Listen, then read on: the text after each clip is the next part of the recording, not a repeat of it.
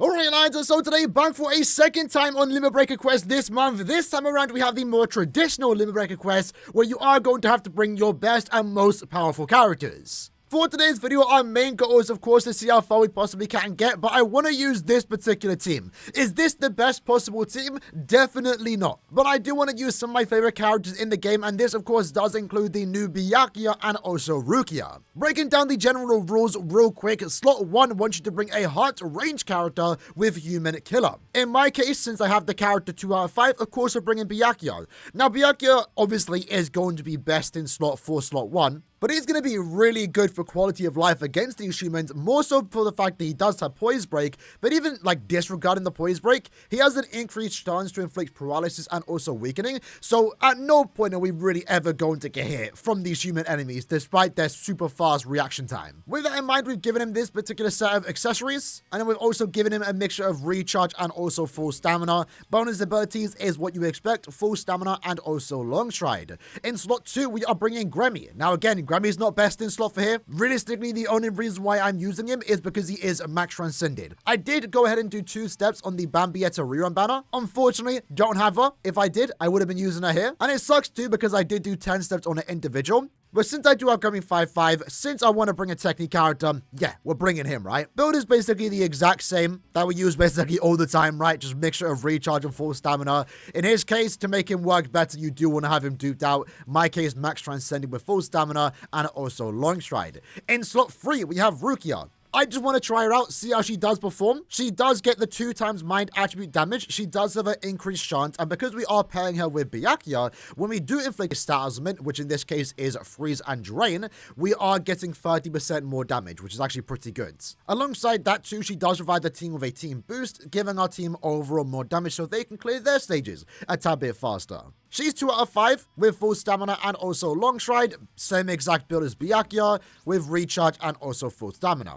With that said, let's jump into the quest and see how far we possibly can take it with these 3 characters. Alright then, so let's see how this does go. So quite the easy stage right there. This stage should be really good for us, right? Never mind. Noticing our damage isn't that high there, but did we actually get a stat augment? I'm actually not too sure. Let's use our SA2. Not too bad of a stage right there for our first room. SA2 into the 1 should be good there. Okay, that's not bad. We did get our SP boost. I noted that we didn't actually one-shot briefly there, though. Yeah, our damage falls off kind of quick. Hold on. Do I want to bring Grammy? Maybe not. Maybe not. Maybe I gotta go back to the cutting boards. Bring another character. SA1 there. Who would I want to bring in instead of Grammy, though? Probably Kilge, to be honest. Because Kilge will give Byakuya the recharge in between stages. So you'll see here, right? All the enemies basically get instantly paralyzed. Besides one for some reason. But we're able to do a lot of damage there. His quest goes down super quick. Let's SA1 upwards. Then use our 3 into the 2. Then 1. And do we actually paralyze all of them? Almost did. You definitely really do want to have a max transcendent Grammy if you're trying to use him in slot 2. But I mean, he's brute forcing his way through it. He is brute forcing his way through it. There we go. Not the worst. I mean, our main goal is to get to like 20. We should be relatively fine. Okay, unfortunately, a strong attack recharge was definitely an issue there. Let's use our 2. Then 3. Obviously, instantly inflict all of them with freeze and also drain, and then we get to do 30% more damage. Not too bad here, to be fair. You know, if only we had killer here. That was actually pretty good. If only we had killer, though. Alright, so first rotation took us 2 minutes. We actually killed that entire room with 1 strong attack. That's pretty good. Grammy's damage is falling off a tad bit here. Not doing too bad, though. Rookie is still one-shotting. We'll take it. We might want to use our Sobom on Grammy stage, in all honesty. I think that'll be best case scenario for us. Alright, SA2 groups them all up. Let the enemies come into it. Then we'll use our SA1. Can I have to use my SA3 here? Okay, there we go. Into the next stage. SA2 into the 3. Remember, Rukia can stand wherever she wants to. We are immune to every stat augment. Let's SA1. Really good there. SA2. Might also use our EX attack just because, right? Give our team the protection. But you can see here, like, we honestly did not need Poise Break on Byakuya. It really isn't needed when you have an increased chance. Let's back up, though. SA1 into the 2. I guess this is where we're going to go a bit crazy. Let's Sobom. Then EX. Then SA3. Let's already do a lot of our damage here. Unfortunately, my SP boost wore off before I could, like, get a lot out of that SA2, but we do clear relatively fast on the Grammy stage right there. And Rukia should clear pretty good too here, right? Gonna just have to use the SA1 a tad bit. Can we SA3 upwards? I mean, it didn't entirely hit all of them. Let's use our Nat String. There we go. That actually gives us the SP boost back too. Byakuya's barrier is giving us that extra bit of protection. SA1. One more strong attack takes them down. There we go. Not too bad. So we should be able to get into stage 25 here with this team then. Which is actually pretty good. I think we're definitely going to be hard stuck 26 though. With Grammy in slot 2. If we switch him out for someone else, someone maybe Bell, we should be relatively fine. But I mean, Grammy's holding up quite well considering he's only getting the technique damage, right? He isn't getting kill on. He isn't getting mini damage. And he's doing quite well. But I had to expect it. It's Grammy Max Transcended, right? Actually, you know, we might not even get to 25 here. Unless Byakuya clears this stage super fast, which I don't think he will be able to. Right, let's go SA3. Into the 1. Then 2. We're going to need Rukia to clear our stage pretty fast here. Can she? Do we have any strong attacks ready? Not entirely. Okay. Can we finish in 25 seconds? I don't think we can. Definitely a close one, though. How many poison enemies are there? Not that many. Only 5. Can we kill these strong attacks? Oh, we're close, though. We're really close there. So, we got to 24. We can definitely get 25. Maybe even with this team. But I feel like after doing this first initial run, I do need to sub out Grammy. I don't feel like Grammy needs to be in our team, in all honesty. To be fair, Rukia did include the first when it came to stage 18. But I'm still relatively happy with her being in my team. So I guess for our second team here, let's try and use Kilge, right? So the idea with Kilge is that he is going to give recharge in between stages to Byakuya, so we can let Byakuya spam his strong attacks. With the idea that we are going to be saving time thanks to that recharge in between stages, we should get enough time just to break into 25. In Kilge's case, he is getting the melee damage and also killer effects, with the fact that, again, he's doing more damage to Aaroniero enemies. And obviously, Kilge's still great, right? Really good strong attack hit. He's immune to freeze, more damage to drain enemies, so he should be relatively fine. Let's see how it goes, though. If anything, to make the team truly better, I might be better off using someone like Ishin in slot 3. Let's see the damage that we are doing. Pretty similar to Grammy right now, but the difference, obviously, my Kilge is only 1-5, right? Would have loved to have gotten dupes of him. Did 25 steps on his banner.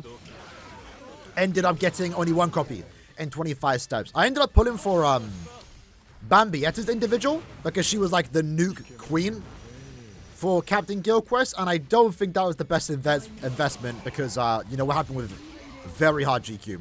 I mean, she's still my go-to lead, and I guess having a 3-5 isn't the worst thing, but definitely would have preferred maybe going in on Kilge's individual a tad bit more. All right, pretty good damage right there with Byakuya. Let's use our SA3. Back down, use our 1. Might as well wait for the SA2 to come back. There we go. Best thing to do with Kilge is to always stay far away or lead them into corners. That way your Vortex can kind of damage everyone.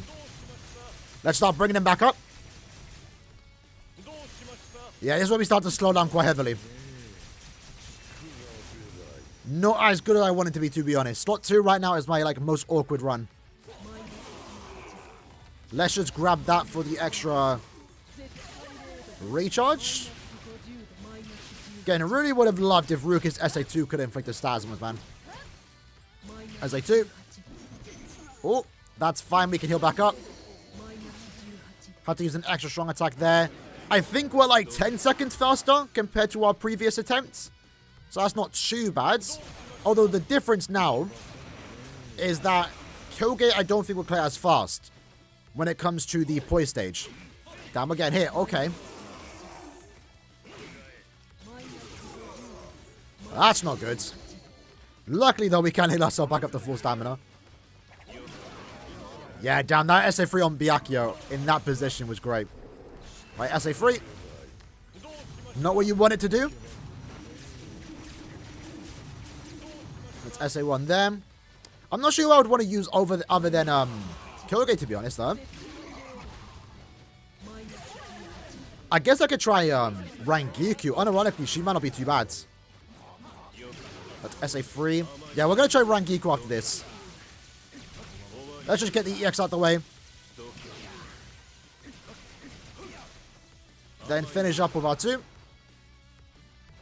2 minutes to go. This is, I guess, where we want to use our Soul Bomb. Miles away for our SP boost to come back. Unless we just reapplied it. I guess we can use our Soul Bomb now.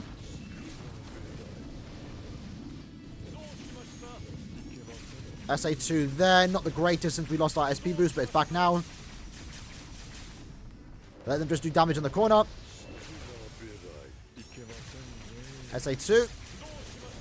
Because when we switch to Rangiku, she can lacerate, and that will do a lot of damage. But most importantly, she's a swiper, so she gets the benefits from Byakuya. But we're looking decent on time right now. It's always awkward here because our strong attacks aren't ready for Rukia. Alright, SA1. There we go. Then 3. Let's just use the 1 again. Damn. Wanted to inflict him with status on it first, but these two just don't want to get in. Okay, now they do. With just normal attacks, great. There we go. Make sure we damage this enemy right here. Got the status proc once more. 1 minute 8 seconds. Is this enough? We're going to find out. We are going to find out. Might have to use 3 strong attacks here. Never mind, just 2. Might as well just use our 2 on a Rukia stage. She does play smooth, though, I will be honest. It's just that SA2 not being able to inflict stars. I mean, it's kind of still hurting her a tad bit. Okay, this is where it's a bit awkward. At least here we get to group everyone up. Okay, 30 seconds. Doesn't seem like we're good here. And now these enemies are staying alive. That's unfortunate. But we don't need to use Ruki again. 17 seconds. Can we do it? We might just be able to. I say 1. Into the 2. I say 1. Into the 3. Oh, does it count? I think it counted. We just went ahead and did it. We just went ahead and did it. There we go. We got the 25. We'll take it. We'll take it. So there you go. If you wanna use, Grammy or Kilge, definitely recommend using Kilge. Even though we are spending a lot of time on the poised enemies, you can see here stage 8 was 32 seconds, stage 17 was 37. Quite longer than you actually want to, but all the time you save in between stages, and of course with Byakuya being able to spam loads of strong attacks, it does add up, and just that extra second that we had was able to get us all the way into stage 26, which gives us the clear rate of 25. Alright then, so next up, let's try Rangiku, right? I just want to see how she does perform with this particular team. Remember, Byakuya is giving her 30% more damage to status-afflicted enemies. She's a technique character with a rank killer. Unfortunately, we are missing out on that melee damage, which honestly would have done a lot for this character. But the main idea is just to inflict lacerate and kind of brute force our way through the quest just by inflicting statisms, right? Lacerate, DOT, damage over time can actually add up a lot when the enemies themselves have so much HP. Actually, in all honesty, does this even stack? She gives it to attribute swipers. I don't think it stacks, so to be fair, it doesn't really matter. But either way, I still want to see how she does perform. So in this case, we're going with this build, same as the other characters. Let's jump into it. Alright then, so let's see how this does go. So can we get in and actually attack all 3 of them? There we go. We do damage, that's fine though. Rangiku could actually let us heal back up when Byakuya is next available. There we go. Rangiku's kit is very awkward though, I will be honest, but we'll work with what we got. Now that SA3 was kind of bad. Don't think I needed to use that there. There we go. Byakuya is able to clear our stage super fast. Let's go here. SA3. And then 2 to group them all up. Feels like I'm back playing Senko with a character that doesn't have the best stat requirements. Pushing them into corners and stuff. Alright, on into our first poise enemy stage. Might as well grab the box. Too bad I don't think I needed to. All of them get paralyzed and weakened. Strong attack takes them down. That was a waste. Did not mean to grab that. Let's push them all back. Use our free. And then this is where it becomes a bit RNG dependent on whether we can inflict stats on it or not. If we had an increased chance, we honestly be fine because then we could just like get all of them with the lacerate. But now it's like one will get inflicted a lot, one won't. But our damage is also something. We're doing pretty good here actually. Not too bad for the lack of a status increase. There we go. There we go. Look at that. That wasn't too bad. That was pretty good. Alright, here we go. So let's use our SA1. Then 3. Then 1 again. Go back down here and grab the box so we can recharge our strong attacks a tad bit faster. Damage is good when we actually use that SA3 in there. They're frozen though. There we go.